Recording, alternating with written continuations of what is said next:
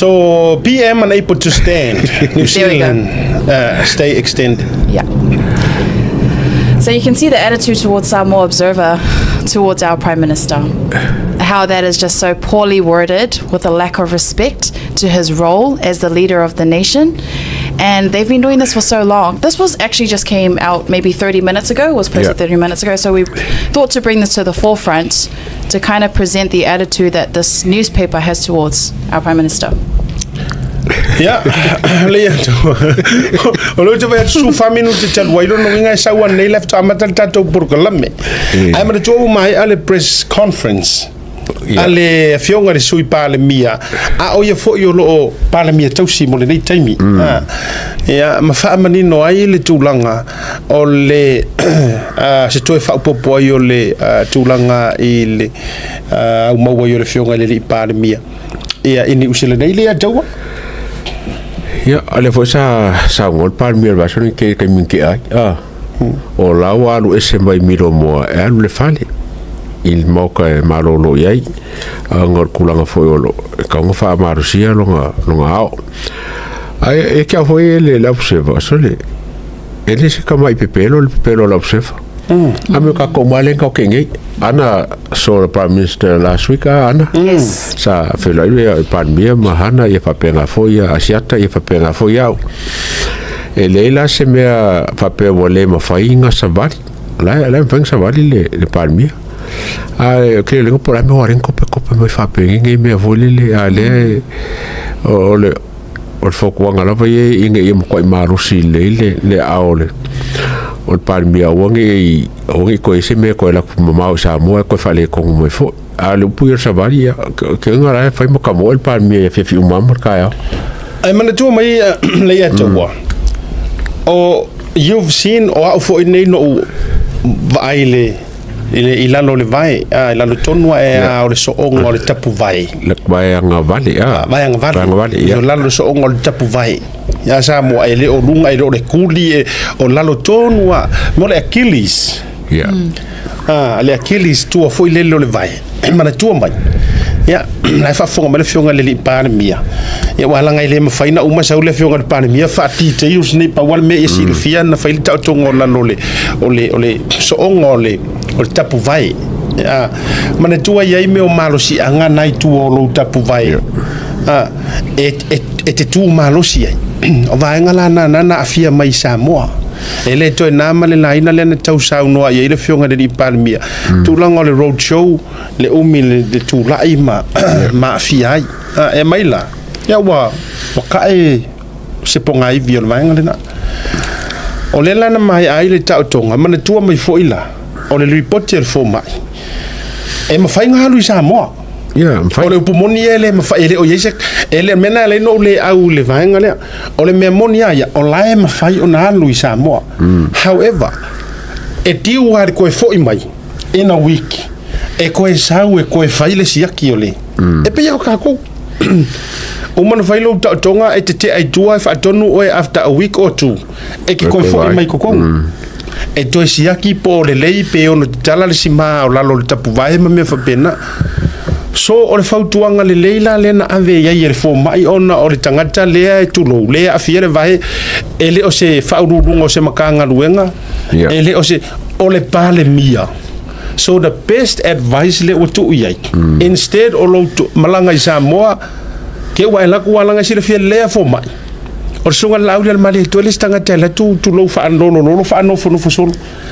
si la fiere le ia fo mai wa ku romi ngoi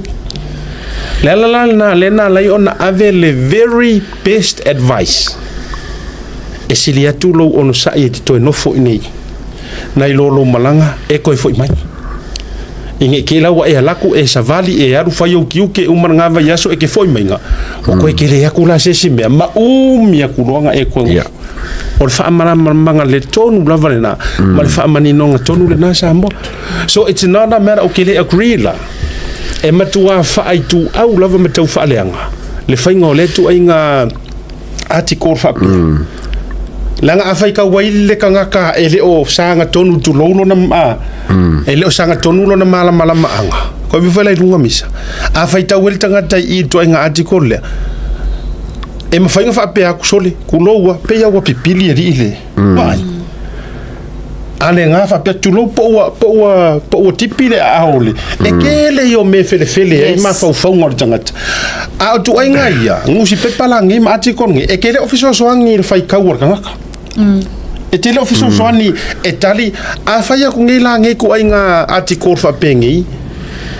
e koke vai le ngau alofa ma le ngau maloto tangata il palmia ai a whaia ku la ngai ku ai ngā ati kor whapengi whaikau ar kangaka foilele nai tangata e alofa whapena ke iai oso ai se faku o se kangaka ai mo mai le atu malanga iai tangata whapena they love him so much to the point where if we really sensitive I maka upu e ka uma ia la fa pe wa fiera fionga banmi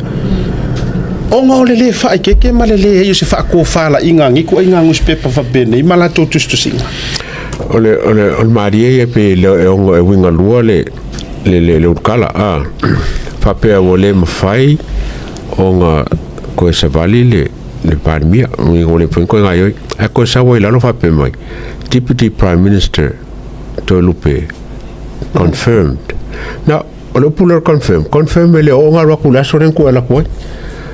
Ai oi lang fair kala le o ya mai la observer kala. O se kala lenga fai ko rupe po se kala lenga ba ko siskanga. What definitely ele fai ko rupe kala le. Ele me fai oi. Yo. Kusa ole o fa lilo lo tu fa tasi mana tu ese lua ai ka fa nga mai ka mai me mun mulia le sa pe mai PM confirmed ya confirm le wa ku la son ko la kwai ai le confirming al bien fa ko wole fa sa valil parmi. Yeah, Anna. Yeah. Back to you. Well, I think Anna raised a good point. She commented there's a lot of defamation from those. The amount of times they have written things that are defamatory to Lauli, but Lauli never goes and takes them to court to sue them, which I found interesting. But yeah, those are my final comments on it. Lena Samoa ina ia kilia le ia fo ia tustu singa nei. Le ngai le ma se sol observa no vai ir fare mai o le ala le na ya la yona matu family no va nga le ma fa fo mo mai Samoa me su tato tunu Samoa au le fa se ina fu tato au fa se ina o to fa vale ina I tu ai nga tustu singa tau fa le nga fa pene o matou nei e maua va no matou te le fo e mai mo atu e moli ma watu fa fe ngainga e o inisi o ka ainga foi nele atau ainga e HRPP e fast e isi na fso tai mai la maua va no na o masi o isi fa fe kai mai ka ke mai sone se ata ma losi ale la vionga de ripa He's still in good spirit. Kwa ma losi mo leva na fialu ona no to anto na o to sir fia samo ko sir fia le yer sunga la ul mali to ele tau fa bula mau te le tau fo ile a mea o se tala tau va nei o to sir fia uma le lo to sunga la ul mali to ele isana fia nau to low ina ia pale mai le fast ma pale mai le taitainga e sa ngofo ya ku hui fafu no ai ole mau te fai tu ma tu mori mau watu le anga eser me ka or kuskusi ka fa le anga ele io o mai ai ele ma se si o sau o mai ai ese lo matou le matou te nei ele nga te matou fa longo va ai ya ole foi up to date la vai te lo time io ele la se tu la fa pena o tupu ele le time o le fautuanga sili lava le ua ave ia ia soi fo malo e fo mai ia tama mai o le maro role ko male le ingei e sili atu ona faa malo lo ina ile tulinga o le si vayaso e siaki le na lo malanga I Samoa e to e fo mai ya ona atilile ona tupu se si tele se si afianga okay no pole ficus furu va su pasenge le la wa ya serpe another between 20-25% le nga ko kora ile alis foi me e mo quale e mo se me lenga kinga kile le palmi Samoa o ma kwa lava ma kokoe ia mo pola mo se mo foi no vai ngale a foi le o le winga tate ata ai me se foi ia te mete ia hana o fi aka I kangaka e o mai manga o fa pui pan mia e manga o ave fa pui ai le fo I la he's absent from Samoa ale fu ko demand by the president la yo mo le wingola tal kusa wale mau tonu ma fau nei tangata o le taimi wa nau e molia ya teia fa pui ya teia ale fu ko ho mai o fea ya o e sau ya wa bisi pe la komisia yo amala ngo tu nei mea ke no o misia la va nga kusa ko ke fa be mal sa mo observa se e o ki kere sa mo pe ale ya la usunga la o mali ko ke fa pega ya ko ingo foi Ako kaya tu si mai va mai. Oh, do you know why we do this? Because we miss you. Aquele foi coinga, não com a caro coinga. Não foi lenga, fai le manguia essa wai.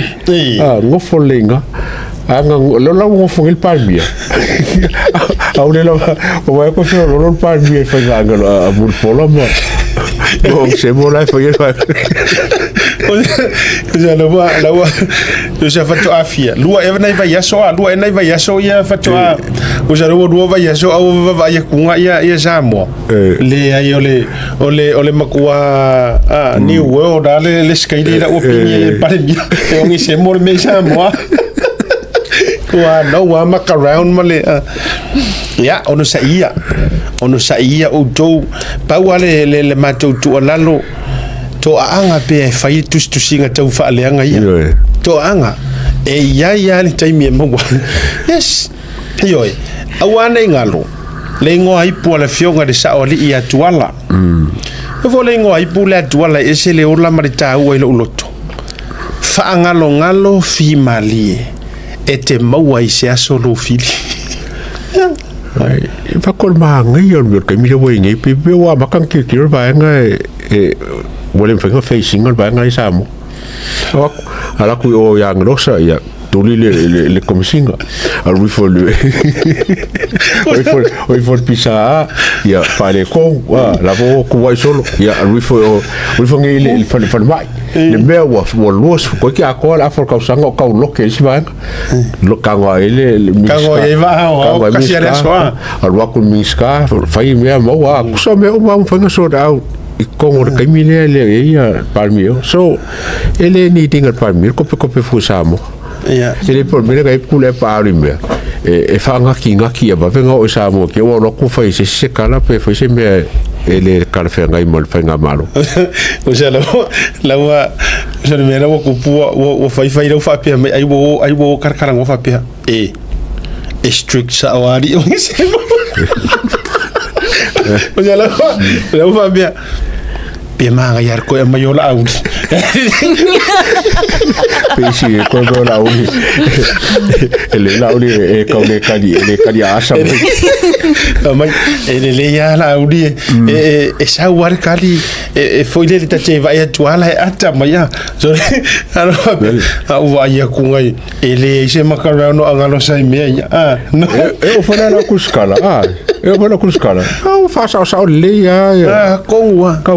mo kofu ya wa makanga ka sa mai mi ora kuska